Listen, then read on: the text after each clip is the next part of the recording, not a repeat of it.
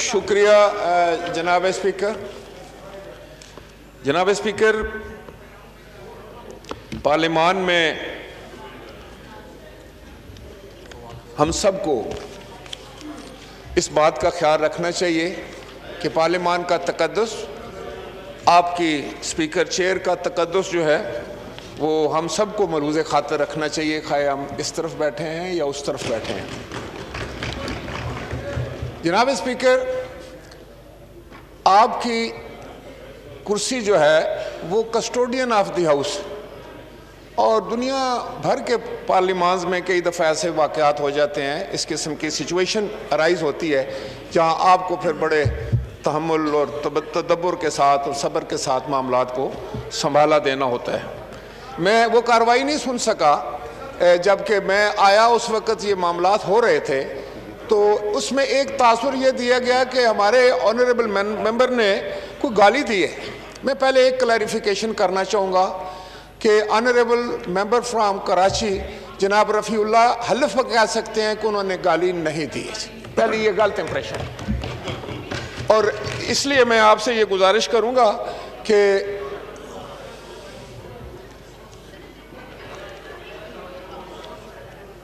जनाब स्पीकर, पार्लियामान हो, ये ऑनरेबल ऑगस्ट हाउस हो या हमारा मुल्क हो, हमारे शहर की गलियां हो, मैदान हो या हमारा दही इलाका हो, बुनियादी तौर पर मोहतरमा किश्वर ज़हरा साहबा, आपका नंबर आ रहा है, आप थोड़ा सा तमुल से काम लें, इसके बाद आप ही का ये तवज्जो दिलाओ नोटिस आ रहा है। जी राजा परवेज अशरफ साहब। जनाब स्पीकर, तो सबसे पहली जो ज़रूरी बात है कि हमें अपने रवैयों पर बिल्कुल कंट्रोल रखना चाहिए, और हमें अपने रवैयों को इस तरह रखना चाहिए कि उससे माहौल ख़राब ना हो, खाए वो मुल्की माहौल हो, खाए वो हमारे ईवान का माहौल हो, कि जब आप ईवान का माहौल ख़राब करते हैं तो उसके असरात जो हैं वो पूरे मुल्क पर पड़ते हैं। ये मेरी इस्तदा होगी दोनों अतराफ से। अब जनाब स्पीकर, द ऑनरेबल मिनिस्टर साहब ने जो यहाँ पर तकरीर की है, आप खुद सोचें, आप इसका अंदाज़ा लगाएं। मैं ज़्यादा बात नहीं करना चाहूँगा। क्या उन्होंने माहौल को बेहतर रखने के लिए तकरीर की है? ये तकरीर तो पहले दिन से, जिस दिन मैं इस हाउस में आया हूँ, हमने हलफ लिया है, यही लहजा, यही घिसी पिटी, वही गुफ्तगू, वही इनके फ़िक्रे, वही इनके अल्फाज। तो कब तक? हमारे तो कान पक गए हैं, अब तो दुनिया के कान पक गए हैं। आपने यहाँ कोई रेजोल्यूशन की बात की है कि पीडीएम जो है वो गैर आईनी है, वो गैर कानूनी है। जनाब स्पीकर, मेरी ये इस्तदा होगी आपसे। देखिए, मैं हमेशा ये बात करता हूँ कि जब आप एक पाकिस्तान डेमोक्रेटिक मूवमेंट की बात करते हैं, उसको गैर आईनी करार दे देते हैं, तो आप अपने आप को आईनी कैसे करार देंगे? मुझे ये बताएं। क्या ये जमहूरियत नहीं है इस मुल्क में? क्या हम ये कहें कि इस वक्त जमहूरियत नहीं है, कि जमहूरी ये हक है? आप आइन की बात करते हैं, आप रूल्स की बात करते हैं। कौन सा आइन पाकिस्तान के अवाम को रोकता है कि वो अपना एहतजाज ना करे? और ये आइन जो है ये आपके सामने, हम सब आइन के तहत यहाँ बैठे हैं। और जनाब स्पीकर, किसी को बुरा नहीं मनाना चाहिए अगर मैं ये कहूँ कि आपको क्या पता आइन का। आइन के तो हम खालिक हैं, जिन्होंने अपनी जानें देकर इस आइन की तहफ़्फ़ुज़ किया है। आइन का सबक हमें न दें। तो जनाब स्पीकर,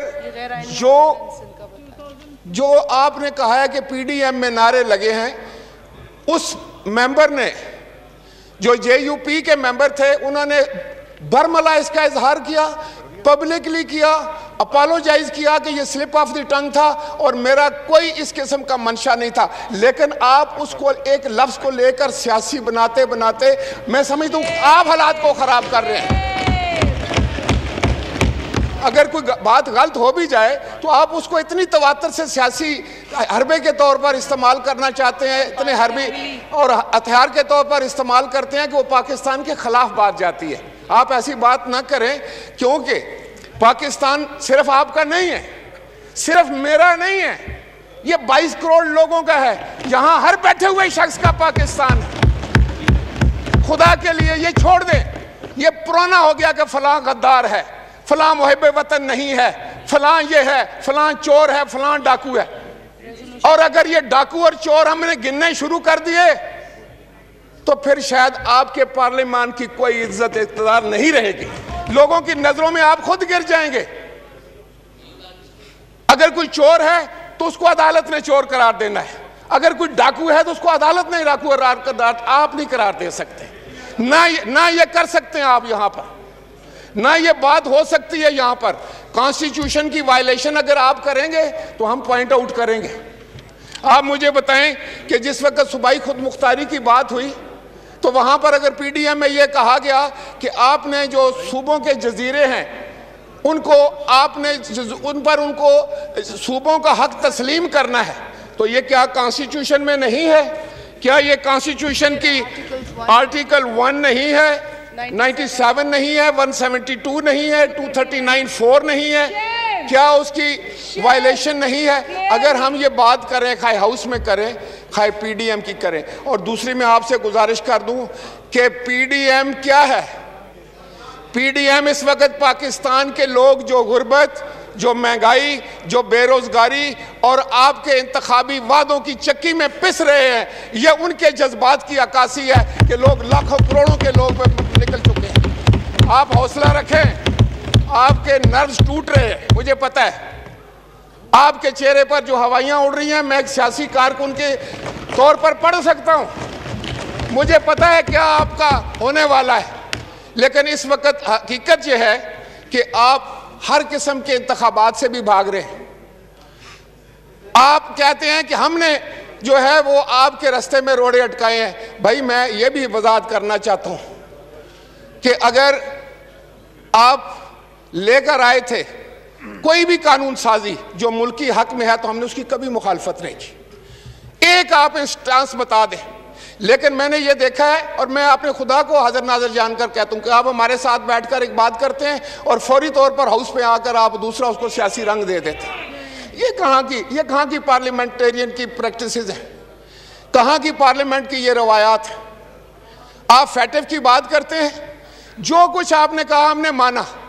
ہم نے آپ کو ہر طرح سے, اس دن بھی ہم کھڑے ہو کر یہ بتانا چاہ رہے تھے کہ ہم آپ کے ساتھ ہیں, لیکن آپ نے دیکھا کہ آپ کے نمبرز پورے ہو گئے تو آپ نے کہا نہیں انہوں نے یہ کیا, انہوں نے یہ کیا, یہ ہم تو NRO مانگ رہے ہیں. تو جناب والا کیا سب کچھ کرنے کے بعد گرے لسٹ سے پاکستان نکل گیا ہے؟ یہ ہے آپ کی کرتگردی, یہ ہے آپ کی وزارت خارجہ کی کرتگردی, یہ ہے آپ کی ناکامی. اگر ہم اس کی بات کریں, اگر ہم کہیں کہ آپ کی خارجہ پالیسی ناکام ہو رہی ہے تو آپ کہتے ہیں میں NRO نہیں دیں گے. اگر ہم کہتے ہیں آپ کی زرعی پالیسی ناکام ہو رہی ہے تو آپ کہتے ہیں کہ آپ مودی کے یار ہیں. اگر ہم کہیں کہ ملک میں بھوک ہے تو آپ کہتے ہیں آپ پاکستان کے دشمن ہیں. اگر ہم کہیں کہ بے روزگاری سے نوجوان تنگ آیا ہوا سڑکوں پر آ رہا ہے تو آپ کہتے ہیں کہ یہ تو غداری آئین کے ساتھ ہے. یار خدا کا خوف کرو. صحیح جی, شکریہ. جمعہ 8 دن ہوئے, پہلی دفعہ آپ لوگ حکومت میں آئے ہیں, جو آپ سے, اور یہ میرا خیال ہے 2 دفعہ یہ آئے ہیں. نہیں یہ 2 دفعہ آئے حکومت میں, پہلی دفعہ اور آخری دفعہ, 2 دفعہ. تو میں یہ کہہ رہا تھا آپ کو جناب اسپیکر کہ اس ماحول کو ٹھیک رکھنا ہم سب کا فرض ہے. لیکن اگر پی ڈی ایم نے آپ کو حواس باختہ کر دیا ہے تو یہاں کم از کم آپ کو صبر اور تحمل کے ساتھ بیٹھنا ہوگا. اب آپ سے کوئی NRO اگر مانگ رہا ہے اور اس کا نام آپ نے ضرور بتانا ہے. ریڈیو پاکستان کے امپلائیز جو ہیں وہ ڈی چوک پر پہنچ چکے ہیں, پولیس لگی ہوئی ہے, مجھے بھی آنے میں کافی دیر ہوئی. اس کے بعد اس کی آپ مذمت کریں گے یا وہ غداری کر رہے ہیں؟ اگر میں یہ کہوں کہ ابھی کل کی بات ہے کہ ہزاروں کی تعداد میں خواتین بیٹھی ہوئی تھیں جو آنریبل سپیکر یہاں ہر وقت اٹھ کے بڑی زبردست تقریر سخت الفاظ میں کرتے ہیں اور اپوزیشن کو صرف گالیاں دیتے ہیں, ان کو یہ توفیق ہوئی کہ ان کو خواتین کے پاس چلے جاتے ہیں. دیکھیں اسٹیٹ لائف انشورنس کمپنی کے لوگ 2 لاکھ سے زیادہ لوگ بے روزگار ہو کر سڑکوں پر پھر رہے ہیں. تو آپ کو یہ سوچنا چاہیے, آٹے کی قیمت کا سوچنا چاہیے. لوگوں کے پاس چولہا جلانے کے لیے پیسے نہیں ہیں. آپ نے سرکاری ملازمین کا 1% تنخواہ نہیں بڑھائی, 1 پیسہ آپ نے پینشن نہیں بڑھائی, اور آپ کا سارا گزر بسر جو ہے اپوزیشن کو گالیاں دینا اور اپوزیشن کو چور قرار دینا، اس سے میں آپ کو ایک بات بتاؤں، شکریہ جی، اس سے میں آپ کو بتاؤں کہ پاکستان کے مسائل جناب اسپیکر حل نہیں ہوں گے اور آپ کو جواب دہی کرنی پڑے گی۔ پاکستان کے لوگ اب آپ کا مزید انتظار نہیں کر سکتے۔ آپ نے جتنے انتخابی وعدے کیے تھے وہ جھوٹ تھا، وہ فراڈ تھا، وہ پاکستان کے لوگوں کے ساتھ بددیانتی تھی۔ شکریہ۔